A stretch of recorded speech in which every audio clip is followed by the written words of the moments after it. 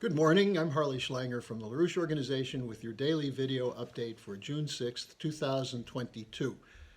June 6th is a day very important in history. It was the D-Day for the invasion of the Allied forces in Normandy in World War II in 1944.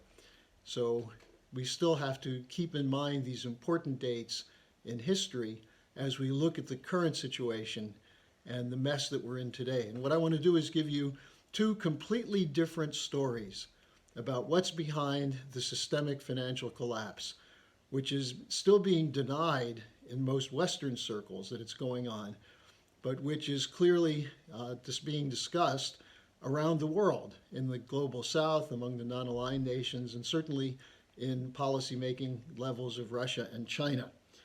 I'm going to give you the words of two of the protagonists. Joe Biden and Vladimir Putin both gave speeches on June 3rd about the economy. And I'm going to give you the quotes from them. You've probably seen some of what Biden said, but probably very little of what Putin said. So let's start with Biden. Biden began by saying the following, quote, "Since I took office, families are carrying less debt, average savings are up, and more Americans feel financially comfortable," unquote. All three of those statements are completely false. The figures show that household revolving debt, that's consumer debt, credit card debt, and so on, has risen from $975 per capita to $1,100 per capita. And total consumer debt is at a record high. The personal savings rate, which he said average savings or rate, the personal savings rate has dropped from 16% of disposable income to 4.5% of disposable income. Who can save money when prices are going through the roof? And he said that people feel financially comfortable. Well, 80% plus in the recent Reuters poll said they think the American economy is going in the wrong direction. And more than 70% said inflation is the biggest threat, not Ukraine and not Russia.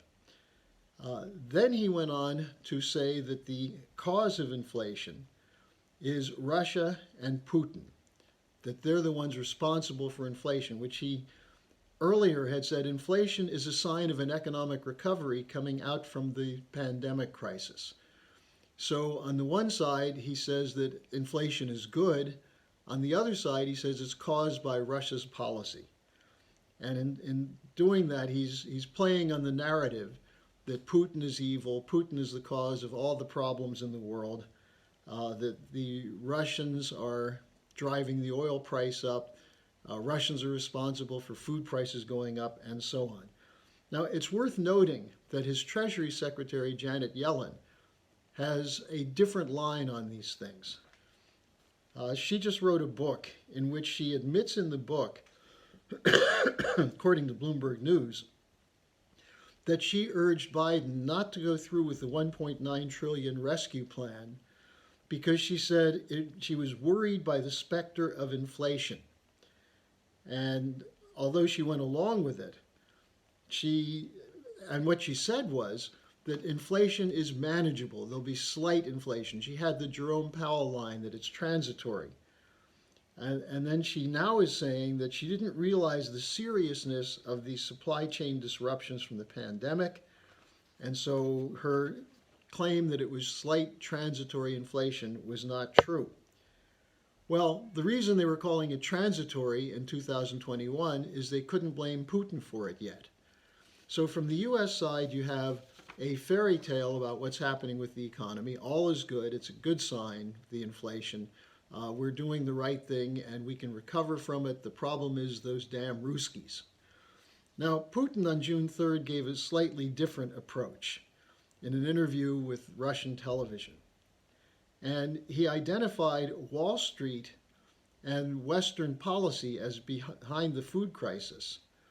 And he said it didn't begin with Russia's military operations in Ukraine. And he pointed to something that's absolutely accurate, which Biden and others won't talk about, which is the effect of quantitative easing. Putin said the money supply in the United States grew by $5.9 trillion in less than 2 years, from February 2020 to the end of 2021. If you go back to the last quarter of 2019, it's actually closer to 9 trillion.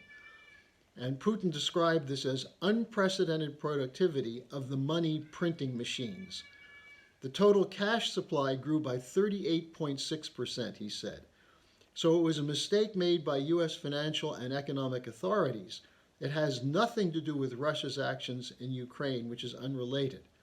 And he added, that was the first step, a big one, towards the currently unfavorable food market situation, because in the first place, food prices went up immediately. Then he went after the green policies of the European Union. He said these policies overestimated the capabilities of alternative types of energy, such as solar and wind. He said these cannot be produced in the required amount with the required quality and at acceptable prices. And at the same time, they began to belittle the importance of conventional types of energy, including and above all, hydrocarbons. Putin went on to say, what was the result of this? Banks stopped issuing loans because they were under pressure. Insurance companies stopped insuring deals. Local authorities stopped allocating plots of land for expanding production and reduced the construction of special transport, including pipelines. He said this led to a shortage of investment in the world energy sector and price hikes as a result. The wind was not as strong as expected during the last year, and prices instantly soared. And then he said the British and the Americans initially imposed sanctions on fertilizers, which added to the cost inflation of food. Now, when you put this together, you see a completely different perspective on economics. The Russians are approaching the world economic crisis by investing in production, in bringing online new technologies, in emphasizing productivity of the labor force. In the West, the Green New Deal is exactly the opposite. It's moving to less efficient systems of energy production. In some cases, they say this is necessary to combat climate change. In other cases, they say, well, this is a good result of the war with Russia because it's forcing us to cut back on the use of hydrocarbons. So you have conflicting lines coming out, but it all comes back to the same thing. What Putin identified is that bankers in the West, led by people like Mark Carney, the former governor of the Bank of England, Fink from BlackRock, the Biden and Johnson administrations are doing everything possible to raise the price of energy to cut consumption. This is the plan of the Davos crowd. This is the long-time goal of the Malthusians, who basically said we have to stop consuming energy. And who's got to stop consuming it? The poorer countries first, and then poorer people in the rich countries. Now, this is the reality behind this. And it was reflected in a series of articles that came out in the press in the last days as to the effects of sanctions. There were articles in the Wall Street Journal, in the online publication oilprice.com, and Zero Hedge. And what they said is that the EU's embargo of Russian oil will hit Europe primarily, while the Russians are successfully outflanking the sanctioned geniuses who are drafting the transatlantic policy. The Wall Street Journal on June 1st had an article titled, Russian Oil Producers Stay One Step Ahead of Sanctions, unquote.